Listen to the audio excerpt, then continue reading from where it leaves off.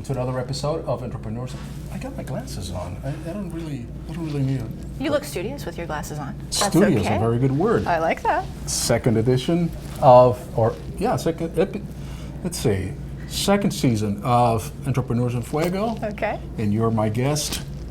Thank you so much for having me. It's a And pleasure to be here. Look, this is one of the interviews that I was looking forward to. Stephanie Sims with finance ability, a world-class author, and that's maybe why I became so nervous in introducing you and just going through this is the season 2 of Entrepreneurs in Fuego. We're documenting the journey of amazing entrepreneurs such as Stephanie Sims, one digital footprint at a time. You see, I'm supposed to remember all those things.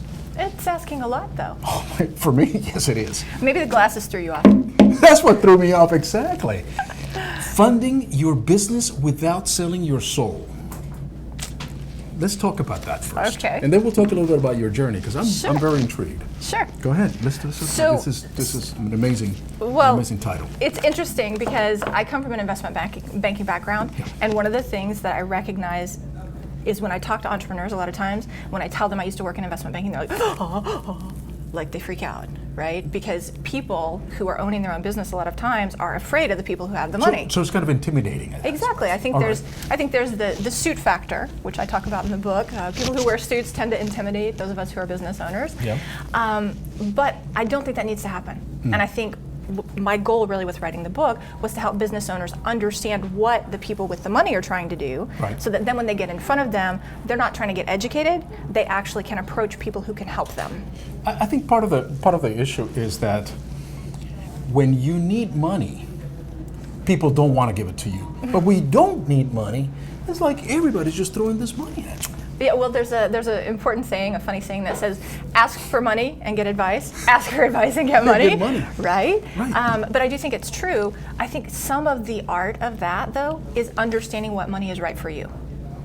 Because it's true that depending on what kind of money you're looking for, there's a wrong and a right time to ask for it. And if you go in asking when you're not ready, well, of course, nobody can do anything but say no. Correct. Whereas if you understand what kind of money is right for you, and you know when the right time to ask is, and what kind of evidence that you can present to help that person see you as a good investment, then that's where asking for advice can really get you the money. And so you write this book with the business owner in mind, not necessarily from the investment banking point of view. So you're behind the curtain and you're telling us, look, this is what you need to know essentially. These are the tricks, the secrets. Right. You better know them before you ask for advice.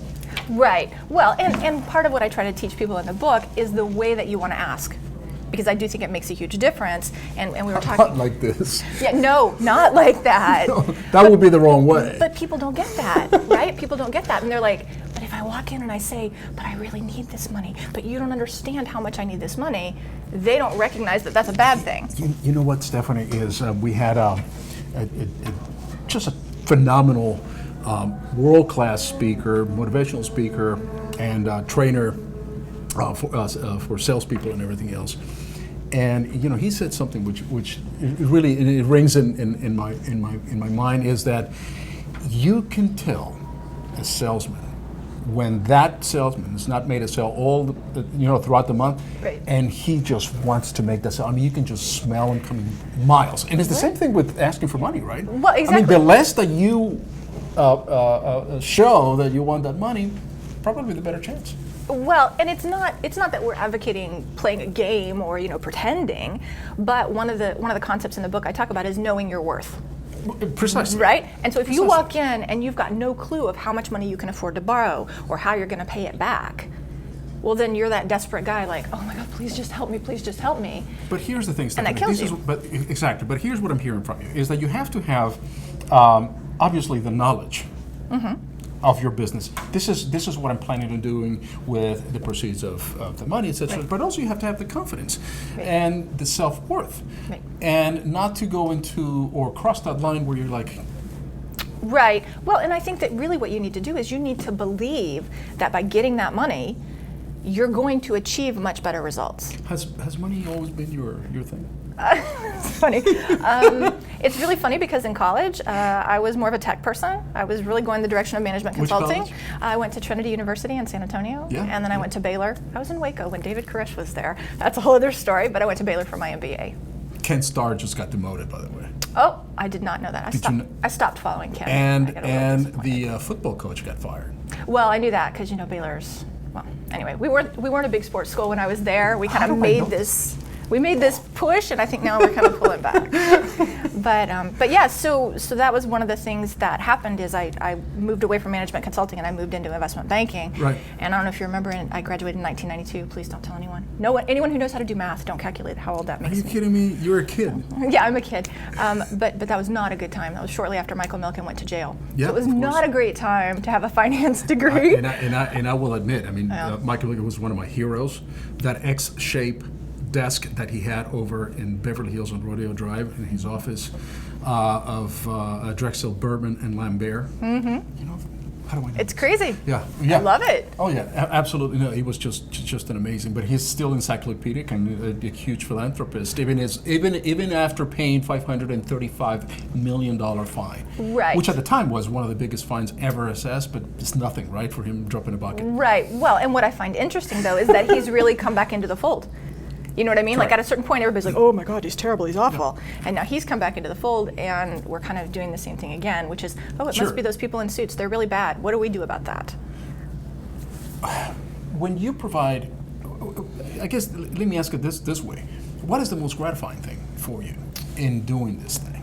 Well, when I see business owners who recognize, "Oh, so you mean I don't have to waste time going to the bank? I could actually find this money inside my own business." That's, seeing that aha moment where they recognize they have options, as opposed to, well, if I can't get any money from the bank, well, I just can't run my business or things are going to fail. When they recognize that they have options and they recognize that they're actually able to control their own destiny, that's what really gets me going. Give me one of those options that is non-bank option. Right. So one of the things that's very interesting is that a lot of people are very focused on their own product, Right. but they don't recognize that that product could actually be broken down into pieces to generate smaller revenue streams. So, for example, say that somebody is an accountant. It's an example I use in the Yeah. book. Somebody's an accountant, and what they do is they prepare people's financial statements. Sure. Well, that takes a lot of time and energy from them personally. But a lot of times, the things that they could do, for example, creating a small online course that would teach their clients how to scan their own receipts, so that at the end of the year, the person, the accountant, is not sitting there digging through the receipts, but has a nice ordered list to Right. work with. They could make some money off that. Not going to be big money, but they could make some money off but that. it just isn't- And it makes them more efficient. Plus, it creates a ton of trust with a client, because if a client comes to them through that method, they're like, boy, this guy really knows their stuff about the tech, but then they can help me on the back end. Stephanie Sims, world-class author. You're amazing, man. So, what is your biggest challenge as an entrepreneur? Let's take the money. Let's take the money. I get that you're a guru in the money. Doesn't mean it's aspect. always easy to get, though. Oh no. So, but it's a you have the challenge for knowledge, me. though. It's a challenge for me, just like it is for everybody else. But you have the knowledge. Right. Now, from a marketing point of view, is that one of the biggest challenges to let people in the world know who you are? Well, I think getting out there, because I'm not great at marketing. You are, man. Look at you. Well, thank you. But I think that we all have preconceived notions of what we're good at and what we're not. Yeah, right. And so I think doing stuff that you're not good at is hard. But then I think one thing I really struggle with is asking for help.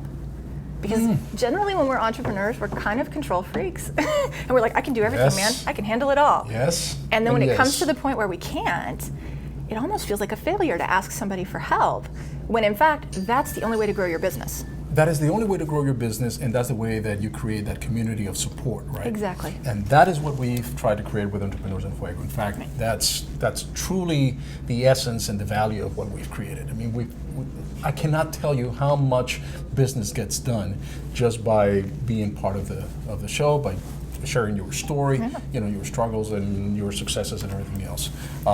So that's our little contribution to what we do. Yeah, well, and I think that's something that people neglect, because when they think about, okay, well, I have to build a team. Well, in their minds, they're thinking, well, I have to hire full-time employees. right? Right. But No, the truth no, is, no. in spaces like this, where you can meet people who could be your client, but who could also help you with marketing, who could Absolutely. also help you with other pieces of your business, they don't have to be your employee. You guys could work together and help each other. Precisely, because there is some skill that you have that I do not have, and there might be some skill that I have that you may benefit from. Right. Let's talk. Let's exchange skills. Let's benefit from each other. Right. And the result is phenomenal. Yep.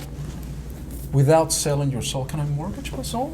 I don't recommend it, but I do think that that's what happens to people, which is the other reason that I wrote the book, because I do think people feel like, oh, well, the only way to do this is, to get a second loan on my house or to use my kid's college fund. And the reality is, if that's how you're going to finance your business, it's almost impossible for you to be successful, because what that does is that takes away your ability to make good decisions. Is crowdfunding here to stay? Equity crowdfunding? I'm probably not the right person to ask because I'm not a big fan. That's why I'm asking you.